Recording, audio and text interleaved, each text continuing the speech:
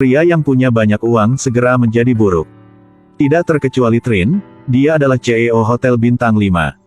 Saat ia berselingkuh dengan resepsionis wanita, istrinya Pimpaka datang ke lobi hotel. Pimpaka adalah putri bungsu dari pemilik hotel ini.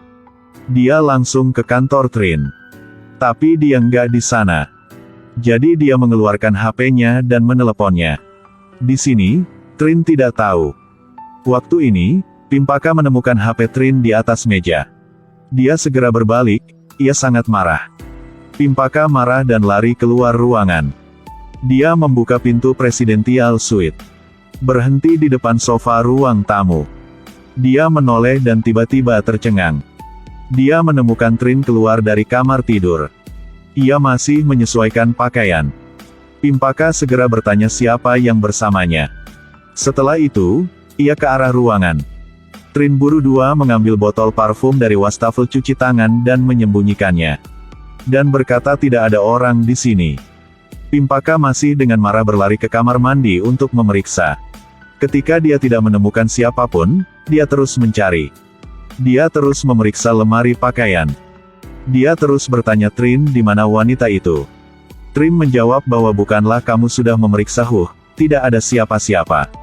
Pimpaka masih bertekad untuk tidak melepaskannya, dia melihat tempat tidur. Mau menemukannya walau hanya satu bulu nyamuk. Tapi melihatnya untuk waktu yang lama, masih tak bisa melihat apa-apa. Kemudian, Trin keluar, dia pikir dia bisa lolos. Tapi dia nggak tahu bahwa ketika Pimpaka masih di ruangan, ia menemukan anting-anting di sudut tempat tidur. Pimpaka baik memegang lengan Trin maupun memegang antingnya. Pada saat ini, seorang cewek ke depan meja resepsionis.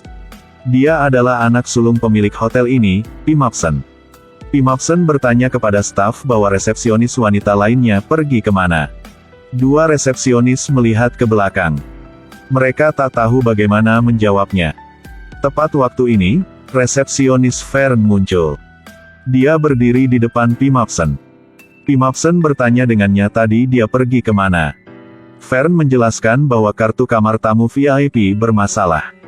Jadi dia membantunya menyelesaikannya. Waktu ini, Pimpaka juga meraih lengan suaminya dan berjalan ke sana. Berkata dengan Pimapsen dia sedang mencari Pimapsen. Kemudian, dia melirik resepsionis Fern. Lalu dia memasukkan anting-anting ke tangan kakaknya. Berkata dia menemukannya di kamar Trin. Kebetulan, telinga Fern juga kehilangan anting. Pimpaka menatap Fern, dan menyuruh kakaknya untuk mengembalikannya kepada pemiliknya. Setelah mengatakan, dia meninggalkan hotel bersama Trin. Pimapsen mengambil anting-anting itu dan bertanya apakah Fern milikmu. Fern segera menjawab ya, betul bu. Pimapsen bilang dengan Fern bahwa besok, ia tidak harus bekerja, dia memecatnya. Fern segera bertanya mengapa. Pimapsen berkata resepsionis hotel kami hanya bekerja di meja depan hotel. Bukan berlari untuk bekerja di kamar orang lain. Fern masih mencoba menjelaskan dirinya sendiri. Pimapsen segera menjatuhkan anting-anting itu ke tanah. Lalu dengan santai meninggalkan.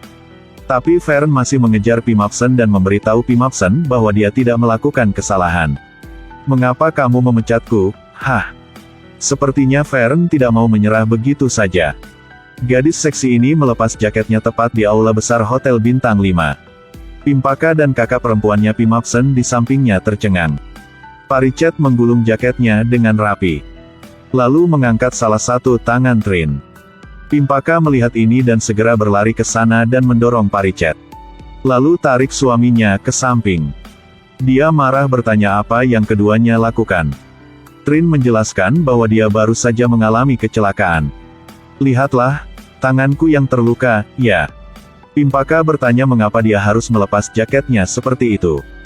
Pimapsen di samping memandang Paricet dan dia menggodanya tidak tahu malu. Paricet tak menjawab. Tepat waktu ini asisten Paricet berlari ke sana. Dia dengan marah bertanya, siapa kamu? Mengapa kamu berbicara begitu kasar? Pimapsen menjawab, kami adalah pemilik hotel. Pimpaka juga datang di depan Paricet dan berkata Trin adalah suaminya. Jadi kedua gadis itu terus saling memandang. Gak berkedip. Pimapsen di samping berkata, apakah kamu telah tahu siapa kami, kan? Semoga kau ingin merayu seseorang lain kali. Kau harus tahu bahwa dia tidak punya istri. Jangan bersemangat ketika kamu melihat seorang pria. Parichet menjawab bahwa kau adalah pemilik hotel. Mungkin kau harus sopan kepada pelanggan. Perilaku yang gak sopan seperti itu akan cepat membuat hotel bangkrut. Keduanya berdebat dan tidak menyerah. Saat situasi tegang, Payu muncul. Ternyata, dia yang mengundang Parichet ke hotel untuk pidato untuk perusahaan. Melihat bahwa Parichet baik-baik saja, ia segera minta asisten untuk membawa Parichet untuk berganti pakaian. Trin melihat Parichet lewat, dia masih bernostalgia. Pimpaka melangkah maju dan mendorong Trin pulang. Dan Payu tinggal untuk bertanya pada Pimapsen apa yang terjadi. Pimapsen berkata Payu bahwa jangan mengundang dia untuk pidato lain kali. Dia merayu Trin di tengah keramaian. Payu yakin bahwa dia salah paham. Tapi Pimpapsen menjawab, tidak bisa menyalahkannya, karena dia jomblo, ia nggak bisa paham. Hanya melihat Parichet saja, tahu bahwa ia tidak biasa. Setelah pulang, Trin berulang kali menjelaskan kepada Pimpakan. Tapi Pimpaka hanya percaya apa yang dia lihat. Karena Trin mengkhianatinya tak hanya satu kali. Di sisi lain, asisten membawa Parichet ke kamarnya. Parichet dengan agresif berlari ke toilet. Dia menatap dirinya di cermin, dia gak berhenti mengingat apa yang baru saja terjadi. Dan kata-kata fitnah kedua wanita tadi. Parichet dengan sedih berjalan sendirian di pantai. Perlahan menuju pantai. Dia mengingat adegan bahagia dengan Trin 10 tahun yang lalu. Tapi sekarang Parichet telah mengubah wajahnya. Parichet berlangkat semakin jauh menuju laut.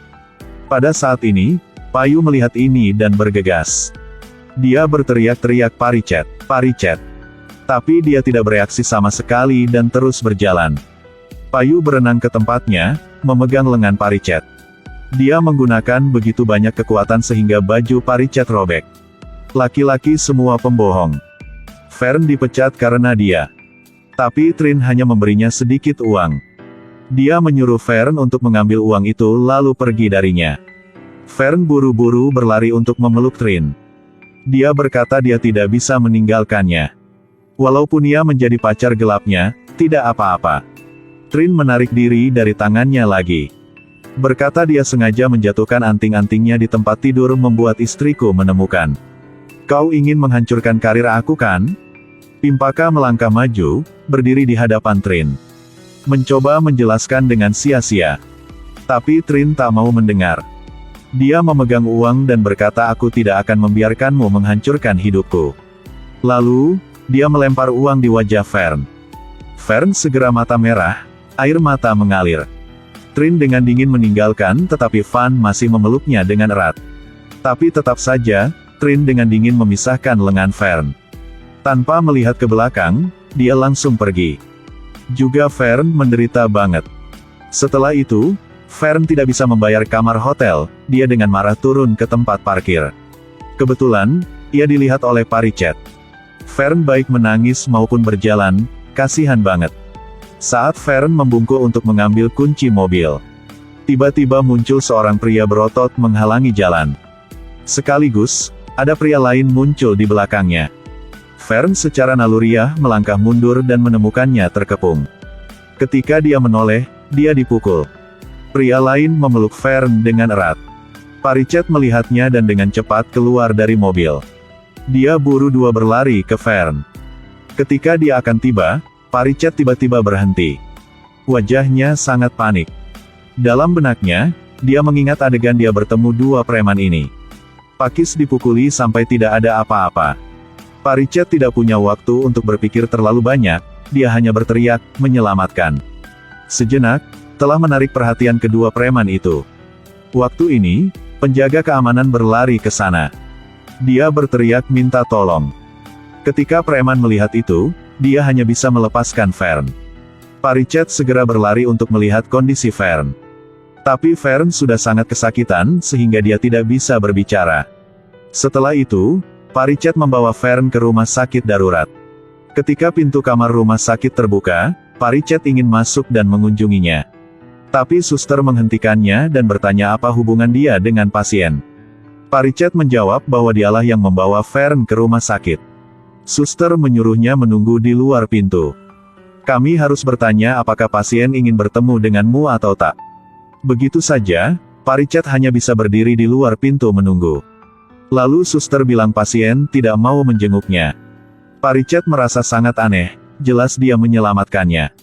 Jadi terlepas dari keberatan suster, dia bergegas masuk ke kamar. Tapi Fern sudah meninggalkan. Pak Richard segera bertanya kepada suster dia sedang di mana. Suster berkata dia melarikan diri dari pintu belakang. Ini membuat Pak Richard mencuriganya. Jadi dia datang ke meja resepsionis hotel untuk menanyakan. Resepsionis berkata Fern sering datang ke sini dengan pria yang berbeda. Apalagi, setiap pria memiliki status sosial dan kaya. Setelah itu, Pak Richard pulang dan berbaring berpikir. 2 preman memukuli Fern. Itu orang pernah yang memukulnya. Hal ini membuat Pak Richard semakin ingin mencari Fern. Temukanlah tahu siapa dalangnya.